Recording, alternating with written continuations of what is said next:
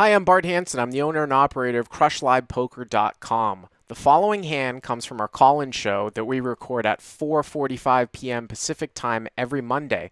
If you want to call in your hand, check out the phone number in the description. Gene from New York, you're up next. Hey Bart, how's it going? What's going on? So got a hand from 10-10, no limit. Okay. In this hand, the button post dead. Okay. Okay, and it's about 2K effective with the villain, and it folds to us in This is middle at Parks? position. Parks Tuesday's game or correct. something? Yep. Parks Tuesday game? Okay, 10-10. Yeah. Yep. So folds to us in middle position. Yep. With 7-8 of spades, open to 50. Okay. Is that a standard open size, basically? Standard open is 40, but with a button posting dead, basically like a limp. Button calls. Okay. And small blind folds, and the villain and the main villain in the big blind he calls as well. Okay. Okay, and the villain, he looks kind of like a rec player. He's kind of a younger guy, but looks like a splashing around kind of gambling type. So 3-way to the flop. 116 the pot, and the flop comes out 4 spades, 4 hearts, 6 of hearts. Okay. Okay. Big blind checks to us, and so here bets 90. So you have a gutter to a 5 and a backdoor spade draw, right? 4, right. 4, 6, 7, 8. Yeah, spades. exactly. Yeah. So I figured it's pretty dry board. We got some equity, versus like 2 people, I think. Right. Probably. Yep. So the button folds. Yep. And now the big blind check raises to 230. Okay. Okay. I decided to flat that, even though it's kind of a little bit light, but we got some equity. And on this board, I kind of looked at it. I don't know if he's got like any like real hands here. I don't think he would, I didn't think he would be like fast playing like any monstrous hand. So like maybe he's got like some kind of small overpair. By the way, that's worth. Yep. I want to tell everybody about this hand. So you emailed me this today, right? So with what ends up going down, I actually don't. When we get to the end, I don't know what the right answer is for this particular hand. I texted Conlon and Key this hand because I wanted their point of view from what would be an optimal standpoint, what they would do as well. I'm going to tell you what I think. Obviously, if you bet 90 here on the flop and the button calls and the big blind check raises, it's just an insta fold. I still think this is probably a little bit light, Gene, unless you think that the big blind, I'm talking about calling the check raise here, because, if a 5 were to come off, I just don't think that you're comfortable putting in like a bunch of money if the guy continues with the betting lead.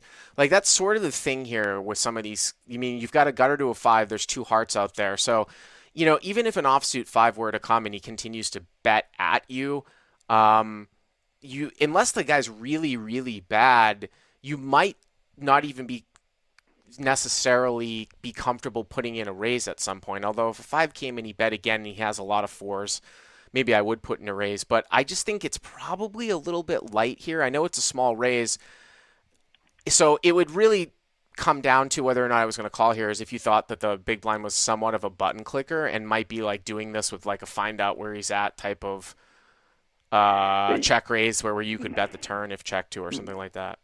Right. I didn't at that point. I didn't have a whole lot of experience with him, but he looked like a rec player, and he was doing some things very loosey goosey,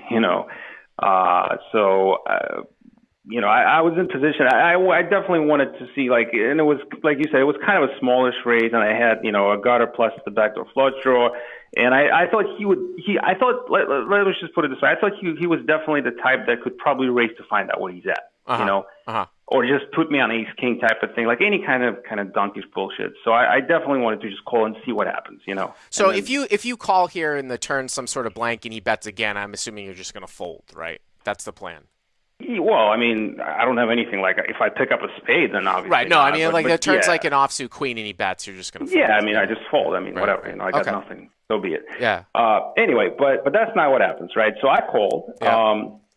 and the turn was a jack of diamonds, Which is but a he didn't blank. bet. Right, it's a blank, Right, right? right. It's so the pot is like 620 right now, but he checked. Okay. He checked. Yep. So so here, obviously I got nothing, right? Right. So basically, like I can choose to just give up right now, or I can choose to kind of run it, right? So, and I figured, like I said, going with my previous read, that I figured, if he could have like, obviously any kind of like pocket sevens or whatever, ace six, I don't know, like something like that, like some kind of bullshit six. Hearts too. Then he thinks that you Hearts, called yeah, it. absolutely. Yeah. Hearts. Right, right, I mean, right. hearts is very actually kind of consistent. Check raise a flush draw small to get me off, and now I called. Oh, he's scared. I got like aces or something, Right, right. And now he's just checking. Right. So I figured like I'm in a good position to kind of bet and kind of represent that I got an overpair, Yeah. something like that. So you okay with that? With that kind of line I of would thinking? bet. Yeah, I mean, I would bet here too. I mean, occasionally you can get away with sometimes playing a delayed like double barrel, like where you check it back, and then if he checks on the river, you bet sort of like. I mean, I've made that play occasionally, but to some rec players, that's going to look like a missed flush draw because a lot of people in your spot are just going to bet off an overpair. But I mean, when you're up against a tough player, you might not necessarily always bet overpairs here on the turn. If you know see what I'm saying. Well, so it's like yeah. kind of like what do you want it to make it look like. But yeah, I mean, against a guy like this, yeah, I would probably bet. Against a tough player, I definitely agree. And plus, I thought that the jack may be an overcard to whatever he might have as well. If he's got like a pair. So I know maybe it's kind of hard for me to hit a jack, but regardless, like, oh, there's an overpair. So I decided to bet, and I bet 360. So just like a little bit over half the pot, just a little kind of over half the pot. Yep. And he thought about it a little bit, and he called. Okay, so he makes the call. So he could he might be holding on with some sort of medium strength showdown value, and obviously he could still have hearts, right? Right. Yeah. Right. Absolutely. Hearts is kind of most likely hand, I thought, with this line, but could have, not believing you, whatever, the card. Right.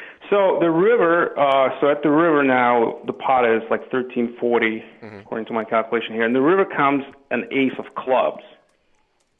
Okay, and he quickly checks to me again. So you guys have like 1,300. You have like a pot-sized bet left, right? Almost, like basically. Yeah, just about. I mean, he's got that much. I got him covered. But yeah, this is what I sort of struggled with this hand here, because this is what I'm thinking. Now he checks to you here again. Like, if you were to ask me what would I do, okay? Like, if I was in this spot, I would probably make I don't think, and I don't know if this is necessarily optimal. This is why I asked Key and Conlon, but they didn't get back to me in time, unfortunately. I don't know if you can necessarily, like, polarize here. Like, I don't know if you would ever really be betting all in here. You know what I mean? It sort of seems like, wow, like we can have jacks, we can have aces. We could just blast this guy all in here, and, we're at the bottom of our range. I don't know if that's the right approach. I might sort of take a more modest sort of value-y /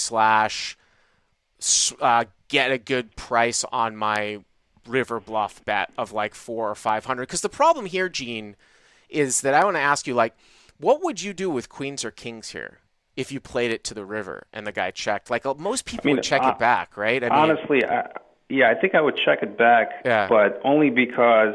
So the reason is, again, I'll tell you what I did and why. So this ace is kind of an interesting card because obviously, like, a very kind of likely hand is ace-x of hearts, right? Right, yeah.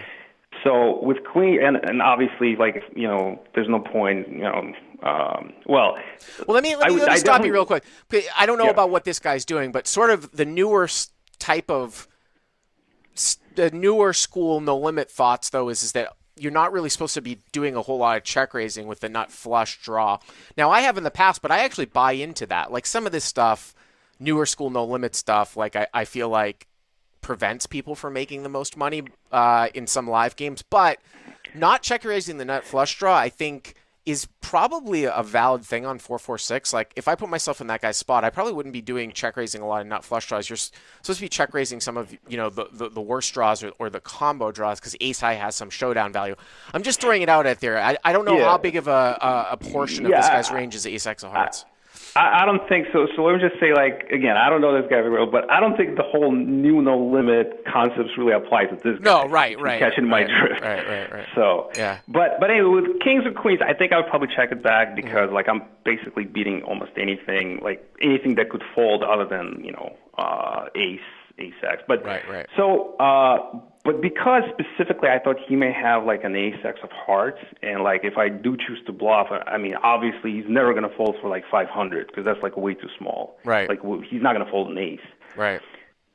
So, But I don't even. so Is he what going to really fold though? Like even if you move all in and he arrives there at the end, I just don't know if that's a big well, enough I don't know if that's a big enough portion of his range to worry about. Like, oh, we're going to blast that to try to get the guy off of that when occasionally when he has that, and then if he ever is sandbagging, we've lost our entire stack where we can risk less to get him to fold out some missed heart draws and. You have absolutely no showdown value. I mean, I right, guess you beat absolutely not. five. Well, you probably chop against 5-7, right? 5-7 hearts, but right? Well, Yeah, yes, yeah. yeah, And another hand that I thought he might have is actually a jack X of hearts that he may have kind of check Right. raised and then hit a jack, you Right, know. right. So, but anyway, so what I ended up doing, so I kind of looked at, counted the pot, and I see that I got like a little more, and I decided like I kind of thought like how much would I bet like if I had like the nuts here, And I decided to bet 1,100, which basically I figured if he's got like something huge not folding, I'm kind of saving myself like $200-300. It doesn't matter. Uh-huh. And at the same time, like from his perspective, I mean, it looks like I would bet the nuts like that if I had like aces or jacks or something, Mm-hmm. So maybe I was thinking if he ran into an ace X, like that's a tough call to make because what am I betting, right? Yeah. I mean, he can't even beat ace king, right? Yeah, no, I mean, I understand what you're saying to try to get out to fold out ace X of hearts. I don't know how often he arrives. I think that betting 400 or 500 gets the same job done against a jack or some other type of hand like pocket sevens or a six. And if he does have ace X of hearts, yeah, he's not going to fold for 400 or 500, but I don't know if he's going to fold for 1,100. What ended up happening? Well, what ended up happening, he very quickly moved all in. Obviously, I insta-folded for another 200, and he showed me quads. Quad fours. Yeah, which I was kind of like Yeah. very surprised, but like that he check-raised quads on the flop. And then check turn. Right. And well, then he was like trapping the whole way. But Right. that was like very weird. I was just thinking a lot about that. I decided to call it in. Yeah, I mean, it's kind of, it's interesting because, like I said, like occasionally you're going to have so you look at this and you're like, well, very occasionally someone's going to be sandbagging in a spot like this. Like I said, I don't know what the quote unquote optimal solution is.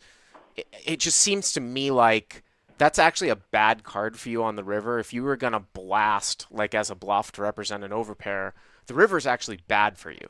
And now I have to sort of size down. The river's bad for you to run that bluff as a blast because you're not going to bet kings and queens like that anymore, right? Probably not. So I mean that's sort of what the issue is. So I like I said, I probably would go 400 to 500. I don't know what the correct answer is, but at least you saved yourself 200. Yep. All right, I appreciate it. Thanks for the call. Hey guys, if you like what you've seen here, please click on the subscribe button and you'll get notified every time we put up a new video.